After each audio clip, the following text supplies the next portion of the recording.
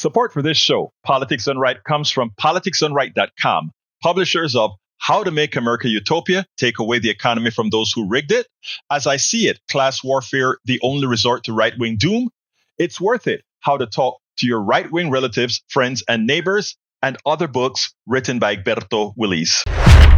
Welcome to Politics Done Right. My name is Egberto, Willies, your host. Good morning, Houston. Good morning, Harris County. Good morning to the great state of Texas. And of course, good morning to the entire United States. Good morning to the entire world receiving our signals via the magic of El Internet. Created by whom? We the people. Created by whom? You did. Controlled by whom now? The billionaires. Something that we have to recover, something that we have to take back. It's a lot of stuff we got to take back from those who took it, what I always say, who stole it legally. What that means is the laws were created in such a manner that they could take it. But without further ado, let's go to the LS studio to listen to our brothers from the ones who really make things happen. Buenos dias, mis hermanos. Good morning, my brothers. How are you doing today? Well, good morning, Egberto. It is Thursday morning at the radio, the 24th of April, 2025, just a couple of minutes after 6 o'clock in the morning. And good morning to you. Hope all is well. Looks like we have a full page of wisdom from Jack this morning. He's been here busily writing his wisdom. So let's hear it. All right. Good morning, Egberto. How are you? Good morning, Jack. We're great, especially given that we are going to get some wise words out of you at this point. All right. Trump wants to bribe women to have more babies as he guts Head Start and SNAP. What does he want with more babies? Voters or soldiers? In these times when someone offers you a pile of money as incentive to have more babies or vouchers for enrollment in private or charter schools, rest assured you're being scammed. Yeah, you are. Don't take the bait. Don't be a fish on a hook. Don't let a short-term windfall set you and your child up for failure. 5 or 10 grand does not go very far these days and amounts to chump change that won't support your baby or pay for private school. Trump's real goal is to flip public education to for-profit education. They only want the profit, and they want the public to provide it. In their basic scheme of privatize the profits, socialize the cost. Well, Jack, I think you hit it there on the head. He wants to, let's have more babies. Well, okay, that's fine. I wouldn't be bringing babies into the world under this kind of administration. And what's going to happen? What could happen? No way. No, not at all. And they don't care about the child after it's here. They just want, they're birthers is what they are. Oh, the beauty of birth and the giving life. And then 5 minutes later, it's like, okay, on to the next thing. I'm over that. Yeah, I'm done with that. Yeah, it costs a lot to raise a child. I've done one. Egberto, you've done one. Jack, you've managed to miss that bullet. But I'm mentally challenged there. I don't regret having my daughter at all. She came at a time when I had absolutely no insurance whatsoever. I was working multiple jobs, trying to keep my head above water. And to add that, it's like, oh, great. So she came out of my back pocket at a time when I couldn't rub 2 nickels together. But, they don't always come when you want them to. And the timing is never right. So anyway, that's my 2 cents. Well, you mean you didn't hijack me anymore, Howard? Yesterday you caused an entire 27-minute detour. Did you know that? I thought I would leave you alone today. To all our beautiful listeners, Howard had such a smart thing to say that I had to say, you know what? That's what the program needed to be about. Well, a 27-minute detour from our one and only Howard. Anyway, folks, we're going to have a great show for you today. I want to welcome in the chat Lee the Bearcat from Austin, Texas. We also have Joanne from Los Angeles, California. We have Eric Hayes from Kingwood, Atascocita. And in our Substack so far, we have I didn't get it from the beginning, so forgive me if I don't call you out. Randall Baxley, Angson Drew, AOCM, Christy MacArthur, Dee Debbie Thomas, Stephen Many, Claude Newhall, Randall Baxley, who says, enjoy your babies and send robots to any war. But first, no war. And then, of course, there's the Old Hollywood newsletter. So thank you guys for being here. You are appreciated. Please remember to share both our Substack newsletter, share our videos, our audios, everything. That is how we get to move our data here. We are lucky again to have, remember, first of all, we want to give Bruce Pollard a big, humongous thank you for sitting in for the someone that is very hard to sit in for, El Señor Neil Aquino. But Neil Aquino is back from his voyage to New York, having fun for 2 weeks. This guy deserved taking that week off to go ahead and have some fun in New York. So we are happy to have him back on Thursday. You know, Thursdays is Neil Aquino's day. Gail Akunis on Substack, Bruno Guarini, Suzette Jensen. Welcome aboard to our Substack live as well. Neil Aquino, the floor is yours. Welcome back. Oh boy, it's great to be back. Thank you. And was in New York City. I saw all the sights. You know, I've been hearing about, never seen them, the Empire State Building, Central Park. Been hearing about them all my life, and they're real. They're not, they're not internet hoaxes. They're there, and you can't beat it. Went to the Statue of Liberty, and they still celebrate all the different people at the Statue of Liberty. Who come to America and, puts an optimistic spin on it. And I know the history and the reality, but still was a little bit painful to be there and know the current reality. So let's hope they don't mess with the displays there and change all the great thing. Okay, apparently we have an echo on your side that I have to figure out exactly what's going on. So I am going to ask our list. I think this is occurring on the internet.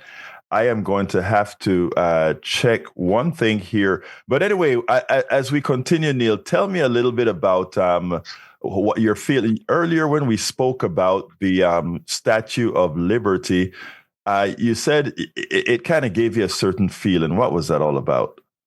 Right. Just as I was saying, it was, people were there from all over the world. There's this very well done video screen, and you can take a picture there, and you put with the picture what country you're from, and it appears on the screen 2 minutes later, and it makes a mosaic. In the shape of the Statue of Liberty. And so all these people from around the world were there. Everyone's in a good mood. It was freezing cold. It's about a week ago now. Couldn't have been colder. And just to be there and see people still believing in it or believing in what it could represent. And then over to Ellis Island, same thing.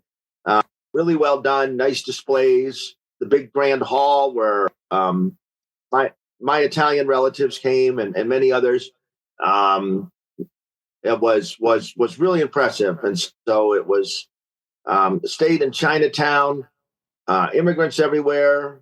And you really saw what things are like rather than how, Trump and all these people would have them be. Excellent. All right. To the users on the internet, please let me know if the echo is still there or is the echo gone from Neil Aquino. I just went and made some adjustments and hope by all hopes that I got that settled. If not, just let me know. Welcome aboard, Sophia Moreau, Ellen Sarro, Ellen Henderson, Randall Bakley. You had it for 2 seconds. I had it for 2 seconds. What about now? Neil, just tell them hello one more time. Let's see if we've got that echo taken care of. All right. Hello. We're looking to be out of the echo chamber. All right. Thank you, my man. Anyway, we have a first caller. We're going to jump and go to that before we get into your part because I don't want to leave them hanging. So come on in, John. Hey, Egberto, good morning, and good morning to all the gentlemen in the studio. They always make me think about what I'm getting ready to say, because school vouchers is such is a pet peeve of mine. Because to me, it's they're trying to reestablish segregation through economics. But anyway, that really wasn't my point. But Ellis Island and the Statue of Liberty remind me of one thing: why people come here, and it's free speech. And that's what I'm exercising right now, free speech. And that's what PBS means to me. So when you attack PBS, then I'm going to fight back. And that's what's happening. And so I get a feed from the AP. And yesterday, I believe, or maybe it was the day before, I received the feed, and I looked at the headlines from the AP, who since I was a kid, always pay attention to the AP. And that said, President Donald Trump has said he has no plans to fire the Federal Reserve Chair, Jerome Powell. And what I did is I wrote a message back to the AP and said, "You're doing us an injustice. You're giving Trump." So while Trump is attacking the AP, and you're giving him free publicity for something that he can't do. Instead of telling the public, "Hey, Trump can't do this."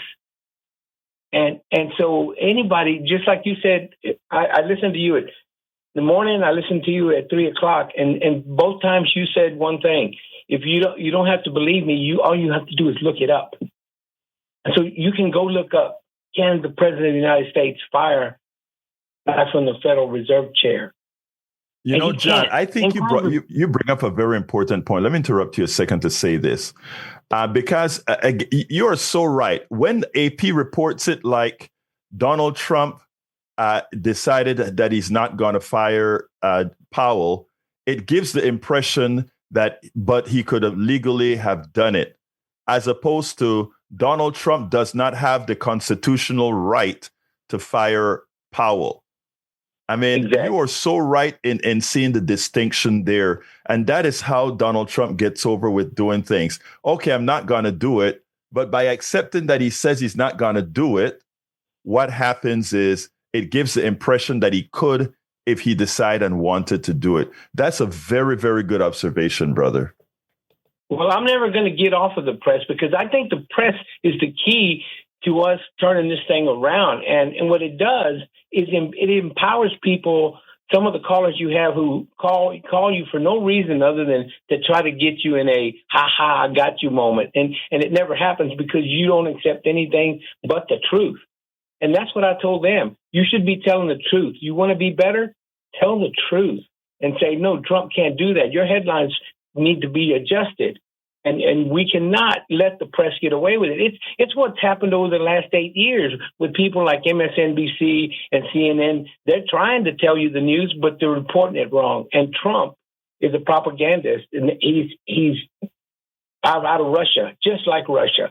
And he's taken that book and said, this is how propaganda is. It's how Stephen Miller does. It's what Bannon does. They use absolutely. Let me get Neil's thoughts on that. Neil, you want to give us some thoughts on that?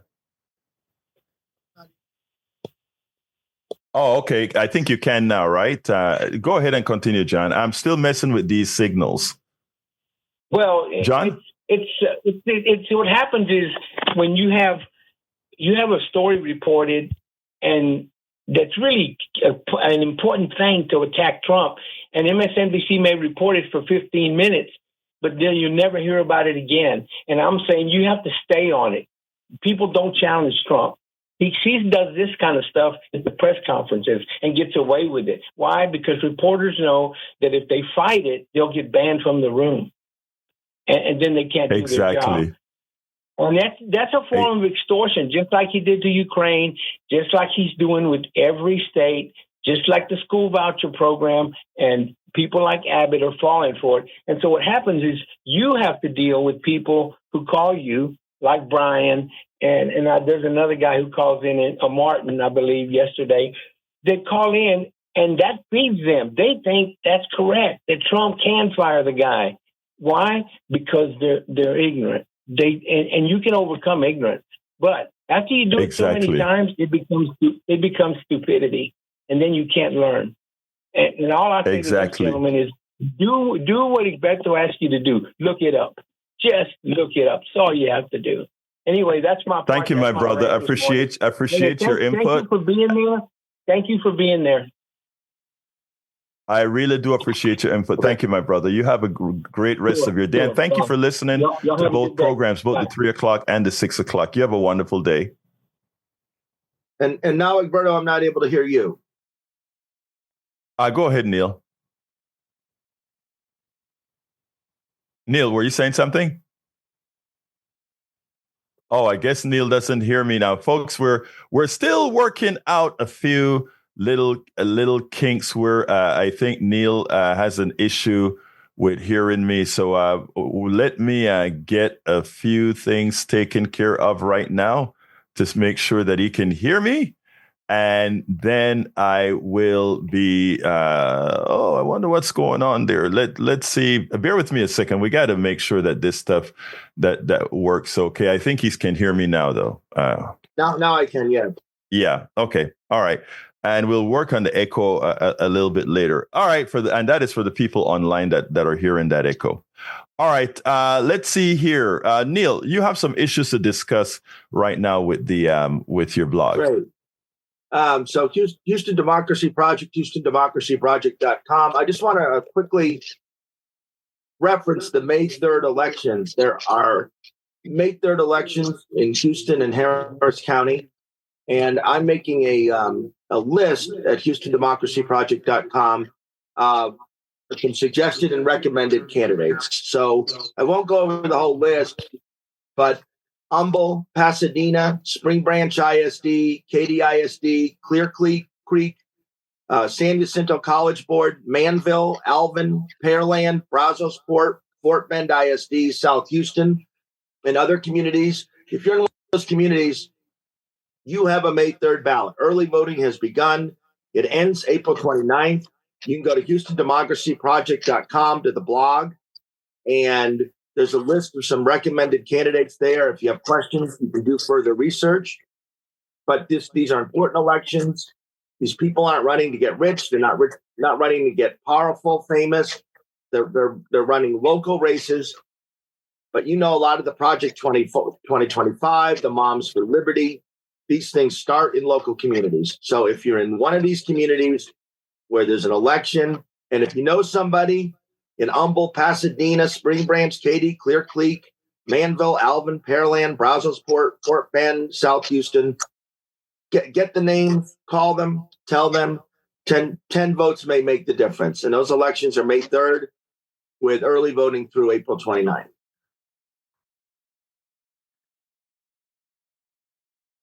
And I've lost you again, Egberto. No, I think I'm back. That was my mic. I think you can hear me now. All right, look, thank you for that, Neil. Neil, what are your thoughts about the about what's happening with folks like Lisa McCursky and what she had to say recently? So I recently posted. So Lisa Murkowski recently said. And let me go back to the post. Lisa Murkowski recently said that she was afraid to speak. She was afraid to oppose Trump because of retaliation. And when she mentions retaliation, she's not just talking about, political. She's talking about physical threats. Murkowski said, I'm oftentimes very anxious about using my voice because retaliation is real. And then I in my blog post about this, I comment from a Vanity Fair article about someone who talked about his own safety. He was going to oppose Trump. This was a member of Congress. And because we try to keep it local here on Thursdays in the Houston Democracy Project, there are 6 Republicans on Houston City Council. I'm always emphasizing contact Houston City Council. Ramirez, Carter, Peck, Flickinger, Huffman, and Davis. Here at the local level, they're cutting aid to FEMA. They're cutting the National Weather Service. They're cutting NOAA. They are cutting funds to the Texas Medical Center that according to Channel 11 and other sources, are going to cut hundreds, if not more, jobs and important research. The 6 Republicans on council, Ramirez, Carter, Davis, Peck, Flickinger, and Huffman, should speak up. And you can contact council. You go to Houston, Texas, HoustonTextPX.gov. You can go to my blog, the Houston Democracy Project, the April 21st post. There's information on contacting council. When Sheila Jackson Lee, rest her soul, ran for mayor, they were putting everything on her. They were putting, you said defund the police. She hadn't said that. Why? Anytime a Democrat runs for anything any Democrat ever said is applied to them. We've got all these local Republicans who are supporting people who are disappearing people on the streets. And you know that HPD is cooperating with ICE, despite the fact Mayor Whitmire said they wouldn't.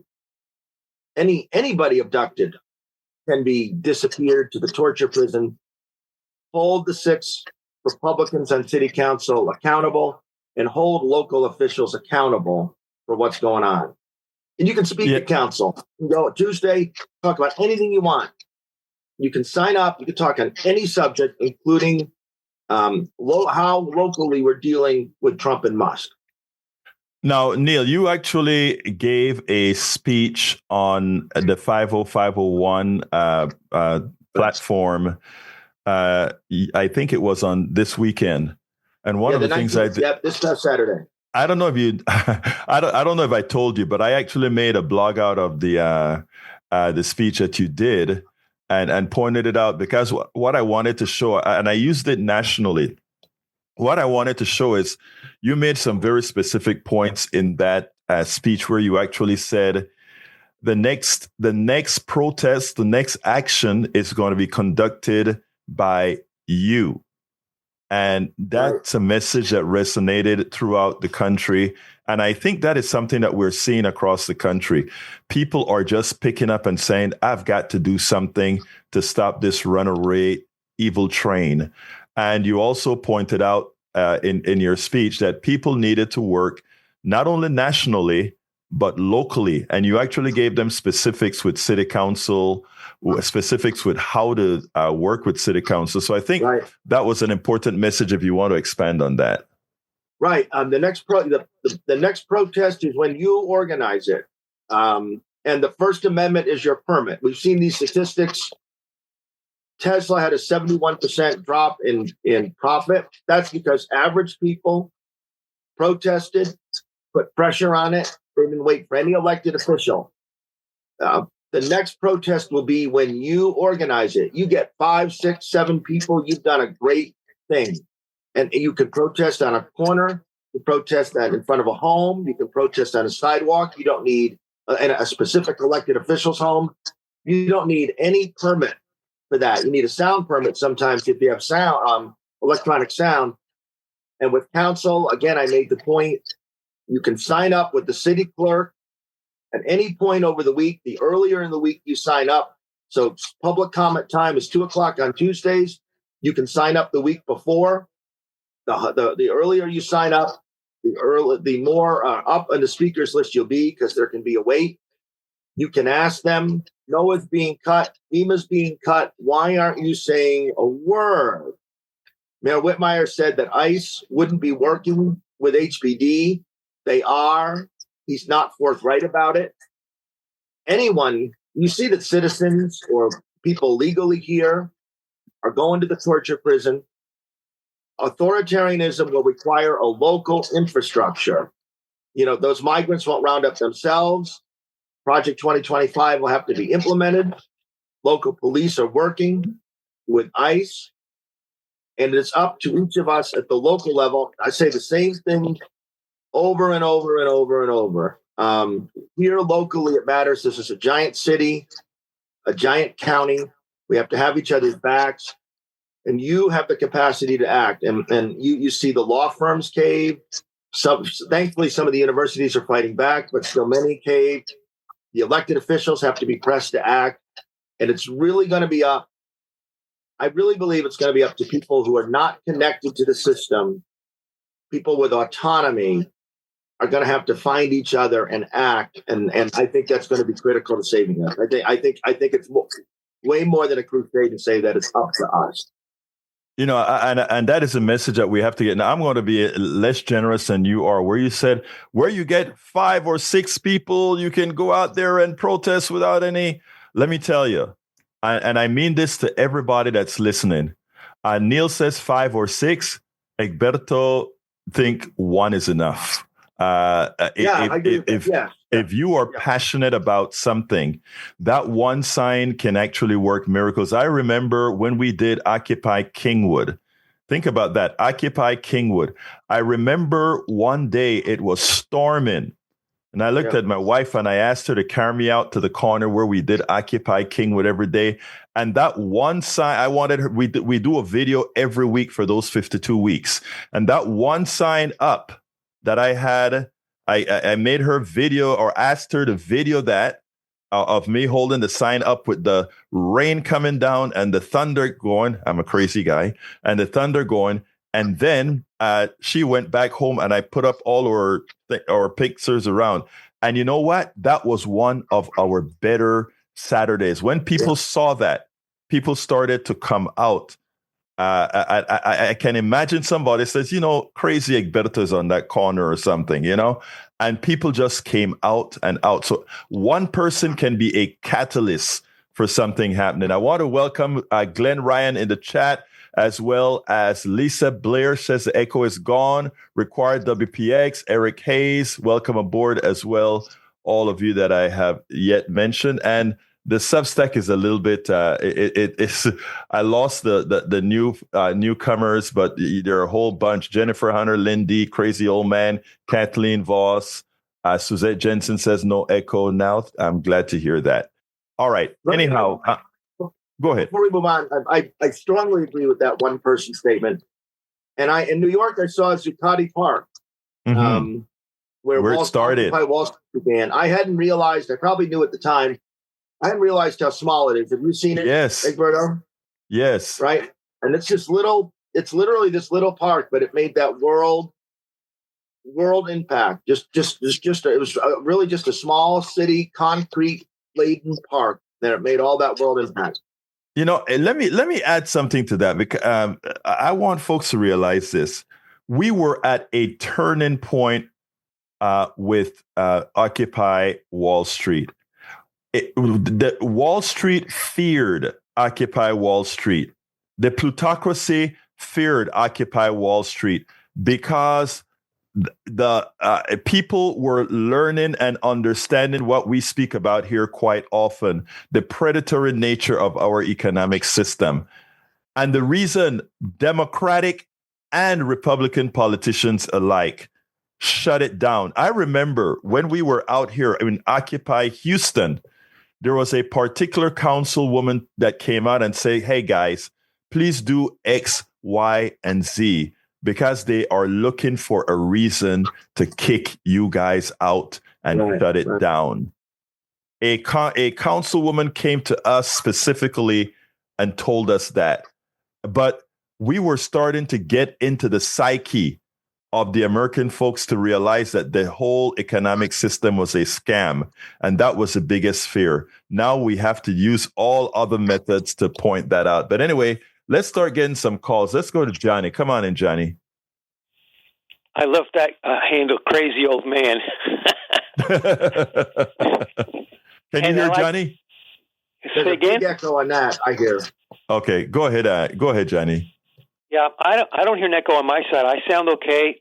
And I got to try to. There are a few kinks that because Neil wasn't here and I reset things for Bruce, that things got a little bit different. So I'm going to try to fix Neil up in a minute. But go ahead. Okay. So I'll go quickly then so you guys can fix your technical issue. I have an answer for people in power like Lisa Murkowski, whether she's a Republican or Democrat, doesn't matter. The fact that when they say, and they get time to say, and they don't get challenged by reporters, obviously, when they say, oh, I'm frightened, I'm intimidated by Donald Trump. No, she's not. Donald Trump is one guy. He's just a man. What she's really saying is she's afraid of retaliation from his henchmen, his volunteers, both paid and volunteer guys, current and former law enforcement, and other white guys who have an axe to grind, who aren't well educated, who are the poorly educated that Donald Trump pretends to love so much. So how do we counter that? It's like I mentioned to you last Friday, I think it was. I asked you about, are you aware of any plans in the works by Indivisible and Move On and Code Pink and groups like that who are ready, willing, and able, and have the resources, mind you. It takes resources. It takes money to be able to assemble people, train people physically as well as intellectually and legally, with legal training and volunteer lawyers standing by, have these autonomous groups of volunteers who track and monitor and surveil certain people who are at high risk of arrest to show up when they need, at a moment's notice, when cops show up anonymously like they do, hiding their faces, to counter them, overwhelm them with numbers, and some volunteer law enforcement right there to challenge them physically and arrest them if they refuse to identify and show their badges. We've got to short-circuit that process. If we do that enough, guess what? Donald Trump's power goes away. It goes away. Remember that. The only power he has is because he has enough volunteers and paid people in law enforcement to scare the bejesus out of people and disappear people. And these people are acting outside the law. We have the law on our side, and we have to act accordingly. And Lisa Murkowski, quit talking like a punk-ass bitch. We don't need to hear that kind of talk. Oh. Can't do that. Okay, whatever. Listen to Egberto, Willies, Miss Murkowski. That's all I got to say. No problem, my dear Johnny. Thank you very much for your commentary, my brother. I got to run to tag, all right? But let me tell you, Johnny is absolutely right that you have to go out there and challenge the system. The system is only good. Donald Trump can only have power if he has the power of the base. Remember that. That's the only. Don't you agree, Neil? Yeah, I don't have sympathy for. My father was able to fight for a year, in the Chinese-Korean border, the Korean War. So these elected representatives can take the risk. And those people standing at Tesla dealerships, it's not like being in war, but they are in this environment. And I sure have seen some things. You are assuming some measure of physical risk, and the electeds can do it too. Absolutely. All right, let's go ahead and get Brother Tag into the conversation. Tag, how are you doing this morning, my brother? Good, thank you, Egberto. Just a quick word about protests. Seems like that's what this show's about this morning. Sure. I'm looking at the rise of Tesla and how did that happen? Because Tesla come on pretty strong and economically, and it wasn't all due to Musk's genius.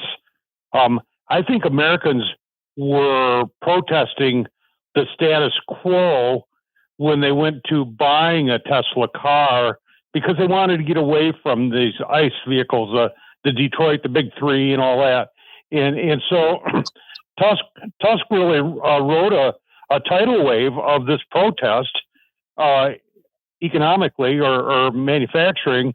But what happened is that when he surrendered and went to the other side, all of a sudden that groundswell dropped out from under him, because now all of a sudden, if you're not going to buy a Tesla anymore to protest anything. So I think that's why it's going to be tough for Elon Musk to make a comeback on this deal. What do you think about that idea?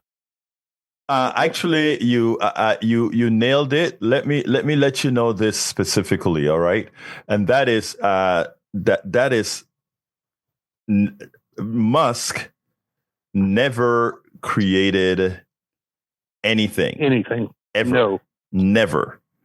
Secondly, you are correct that people wanted to buy that all electric car, and Musk was one of the vanity kind of guys that put it out. He bought a company, and that with a lot of the easy dollars he made during the bro revolution of you put up a website and you become a billionaire.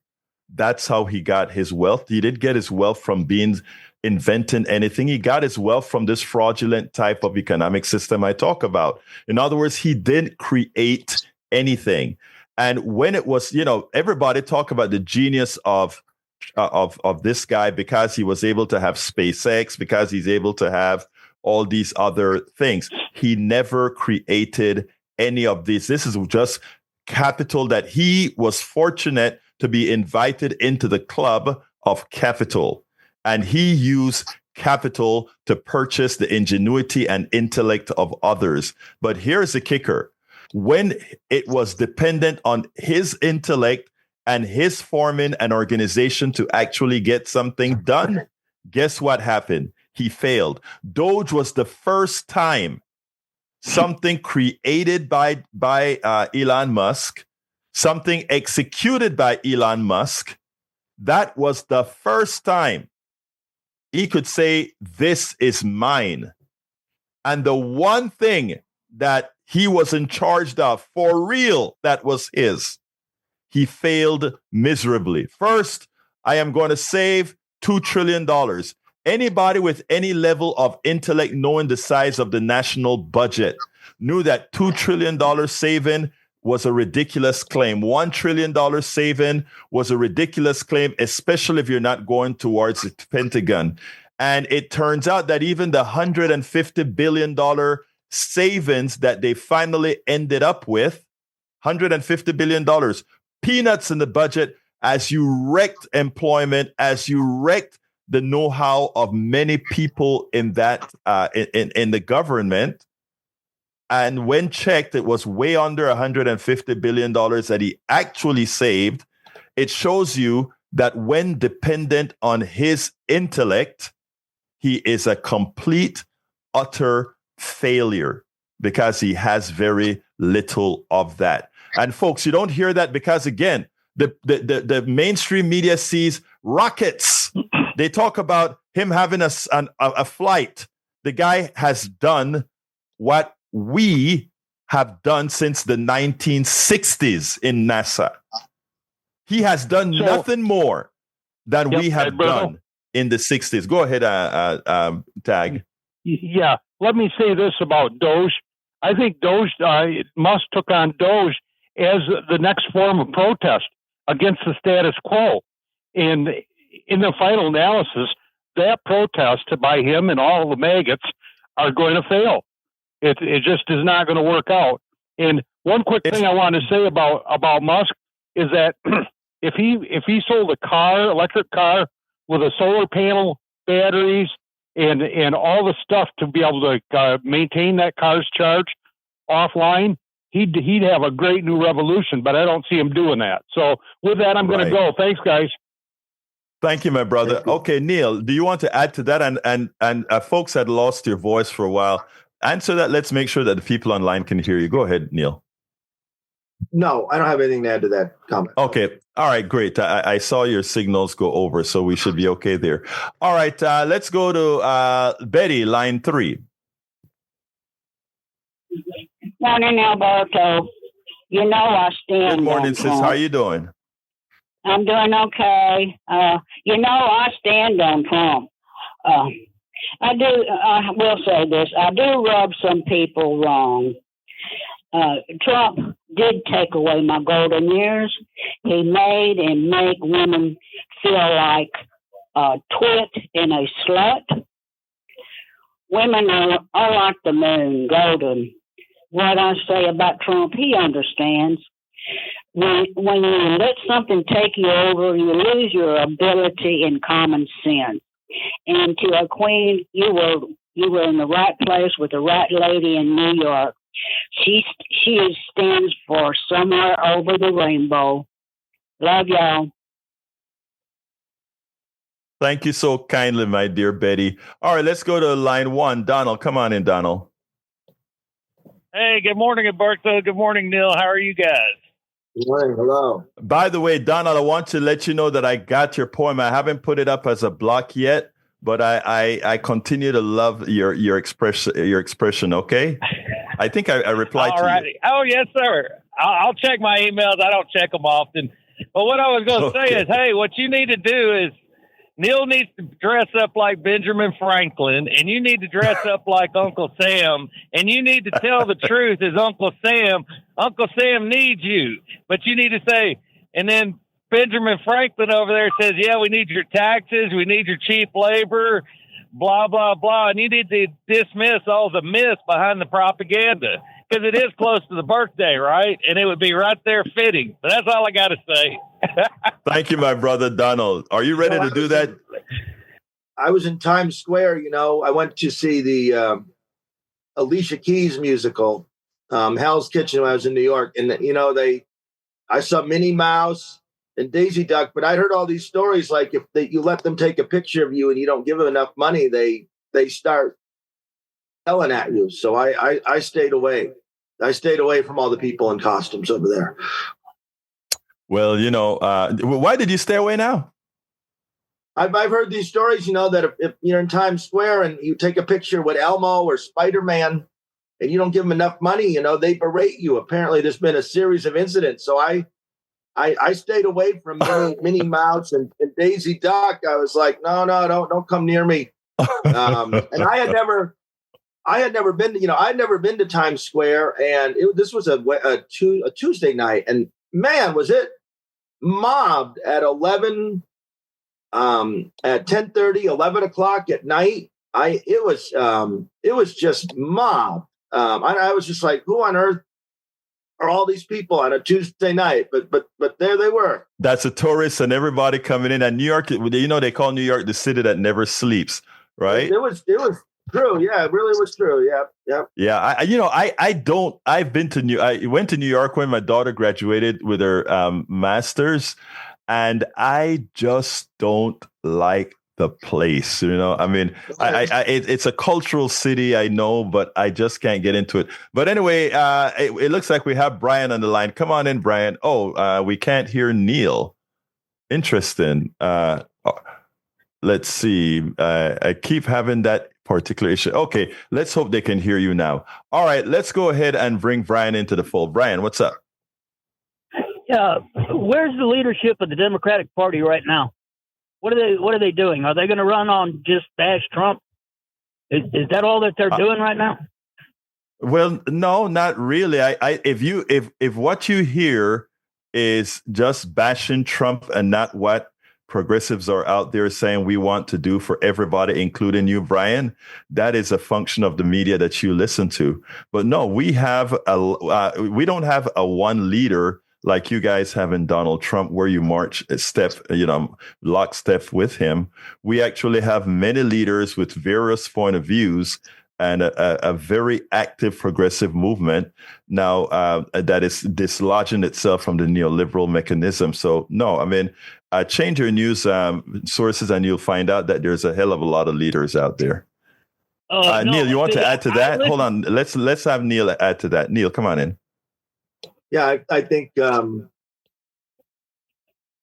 think there are. I just say I think we're going to have to press them. That we as rank and file active people are going to have to press them to go in the direction you want. So be active and be active locally.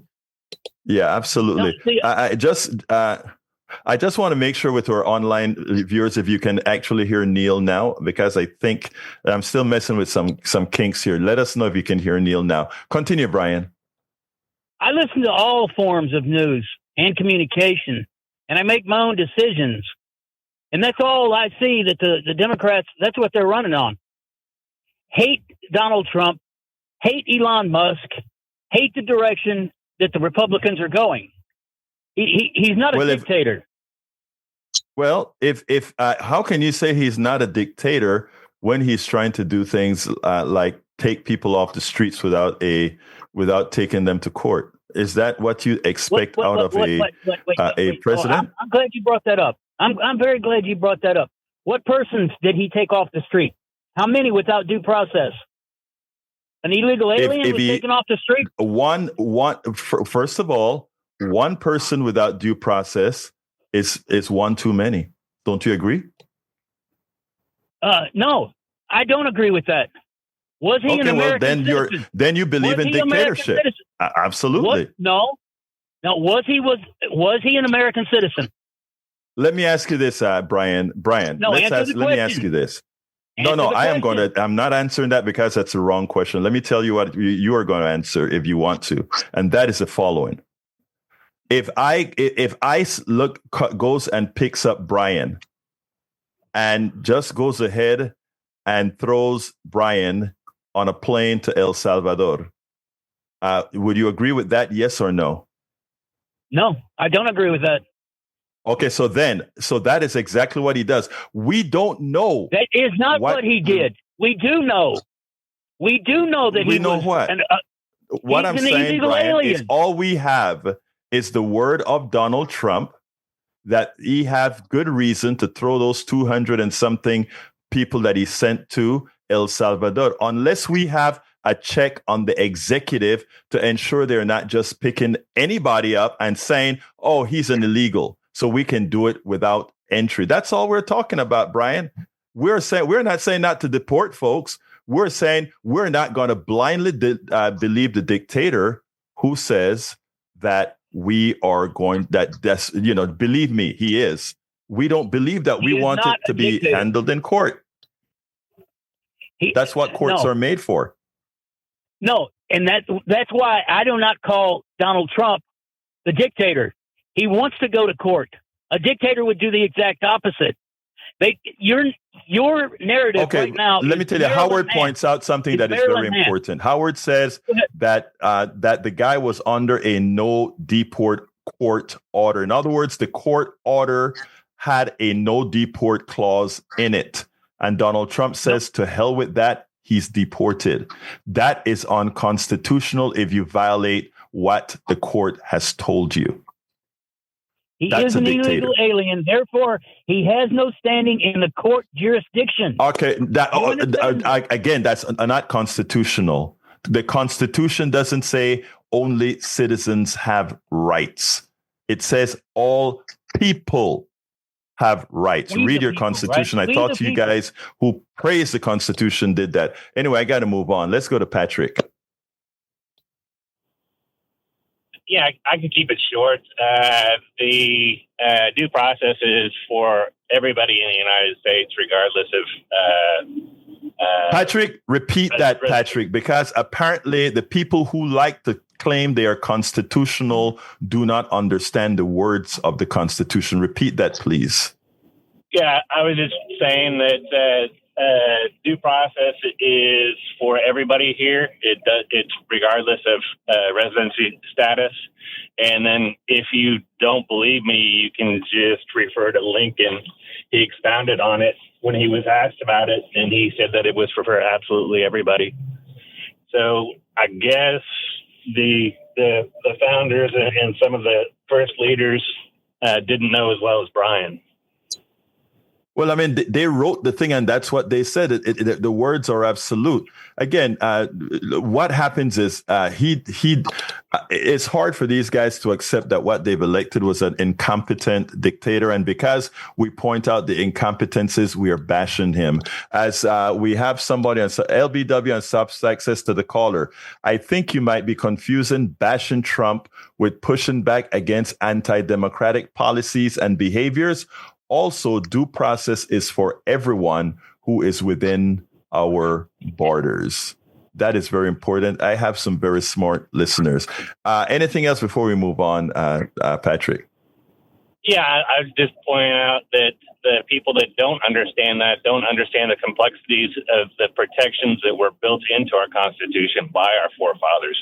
They saw the potential for things like this, and that's why they wrote these types of policies. That's all I have to say. And more importantly, that's why we couldn't get a constitutional ratified without the Bill of Rights. And a lot of people don't get it. The Bill of Rights actually pointed what the individual was, what rights the individual had that the collective couldn't even go against. So thank you very much for that, Patrick. All right, let's go to Jim. Come on in, Jim. Am I on? Yes, sir. Good morning, Egberto. How are you? I'm doing fine, my brother. Talk to me. All right. You're pretty busy. I'm pretty busy, so I'll keep this quick. Brian is right. Trump isn't a dictator. But here's my question. If Trump really is this big, bad dictator that's controlling comedian, just doing whatever he wants and all that other jazz. Why are you still on air? With all due respect, you've done nothing but talk bad about him for as long as I've listened to you, really. And now he's the president, he's in charge, and yet you are, well, you're still talking bad, and yet you have not been arrested, you have not had your rights taken away, you've not been silenced. You're still on this show talking bad about Trump, talking about his flaws, his falsehood, how he's not all that smart and great, and not a good leader, and a dictator. Well, if he's a dictator, why are you still here then? Why are you still talking? You know actually, you have a very good point, Jim. You have a very good point. And it's not hard to explain what's really happening. A dictator doesn't become an absolute dictator immediately on a country the size of America, 330-something million people. He starts with different things. And you can read on tyranny if you want to understand how this stuff works. You know, we don't work on emotion here. We worked on policies and what's actually happening. And he's going through all the different steps. One, starting to control colleges. That's one, universities. Two, doing things like picking people off the streets. It's the little things that it's a death by 1,000 cuts. Eventually, if we don't stop him by popular demand, eventually I won't be here. That's a statement of fact, because what he will do is shut down the public airwaves as well. We're a 501c3 that is there to educate. I can guarantee you there's not one thing that I have said about Donald Trump that you could prove wrong. Absolutely nothing. That he lacks intellect, that he's dumb, that he has been accused of being a rapist, that he has been convicted of being a sexual assaulter, that he has stolen money from a 501c3, that every single operation sans one, he has bankrupted, and you guys have said you elected him because he's a businessman. Well, what business of his was successful? Everything that I have just said is truthful, factual, and can be looked up. You chose to elect that guy, and you chose to close your eyes to all those things. You chose that, and you're going to live with that. You chose a guy that is taking away rights from women. You chose a guy that is actually cutting programs that actually heals. You chose a guy that has chosen to starve people around the country. That doesn't say much about Donald Trump, but it does say a lot about you, my friend. And what I'm trying to do with what I do here is have all of you open your eyes to what reality says. But Jim, give me a 10-second closer. I got to go to Lester. I voted for none of that. I voted for someone that could help rebuild this country and help make it great and all that. Well, brother, it has been proven that your vote failed, because what he has done is put the world economy in turmoil. And that's not me saying, that's every country, every department saying. Those of you who stick with the crap that he's doing, we have to fight against what you guys are supporting. But you guys better wake up. Thank you, Jim. You have a wonderful day, my brother. Let's go to Lester. Yeah, brother, I ain't going to ask you how you doing for the 99th time. The last caller, Jim, and I think the other gentleman, Brian, I agree with those two guys wholeheartedly. I don't think Donald Trump is a dictator. Donald Trump is the type of man that, you know how a lot of people, they see something, but they too scared to speak up and go against the status quo. Donald Trump, he that kind of guy. He not scared to speak up and speak out. You know, it's a whole lot of stuff that Donald Trump do that I disagree with, but I think the man truly loves America. I don't think it's about black and white. I don't think it's about rich and poor. I just think it's about making America great like it used to be. I'm sick and tired of all these people. Hold on a second, my brother. Well, I know you're gonna cut me off. I love you, but I'm only. Let me tell you why I cut that part. When you say make America great again, you scare me. I want to know. You didn't let me finish. Go ahead. All right, go ahead. Finish, sir. Go ahead. I'm sorry. Go ahead. And I'm through after this. I'm 64 years old. I know how it was to be black in America during that time. I ain't talking about that make America great again. I'm talking about putting America first. Every place I go, you got people that don't speak the language. They got all the jobs. My kid can't find a job. That's all I'm saying, man. The man just trying to put America first. That's all I got, man, because I know you run out of time, and thank you. All right, Lester, thank you, but I thank you, and let's see how much time I got here. I don't have enough time to really go into a full answer for you, so I'll do that tomorrow.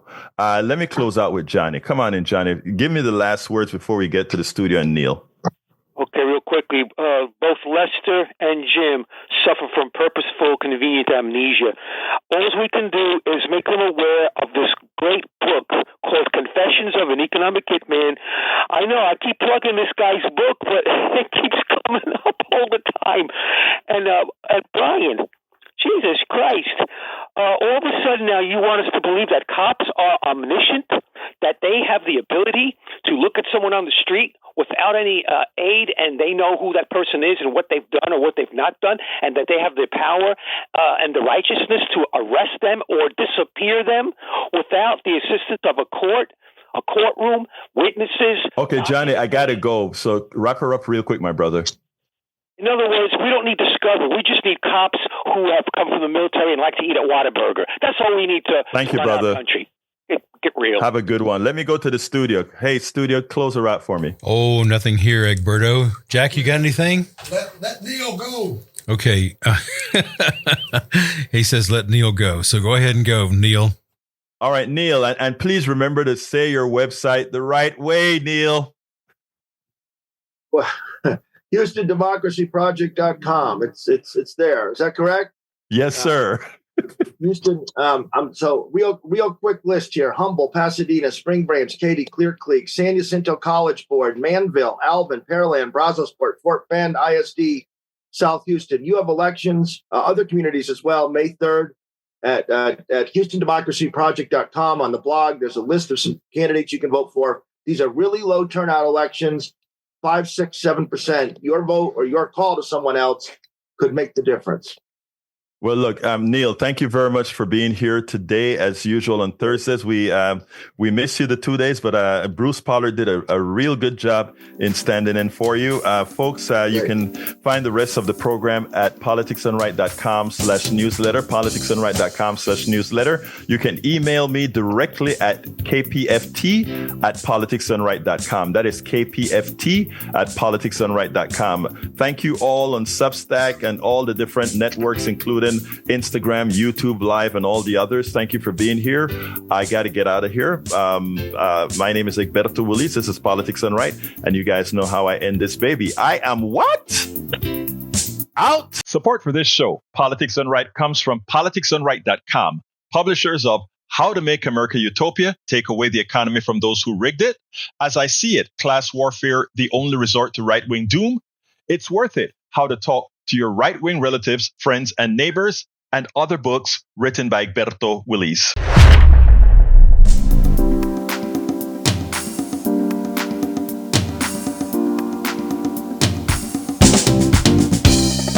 Welcome to Politics Done Right.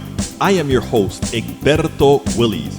This is a progressive program that will take the mystery out of politics. This is the program that will encourage you to make sure government becomes we the people. Whether you are liberal, progressive,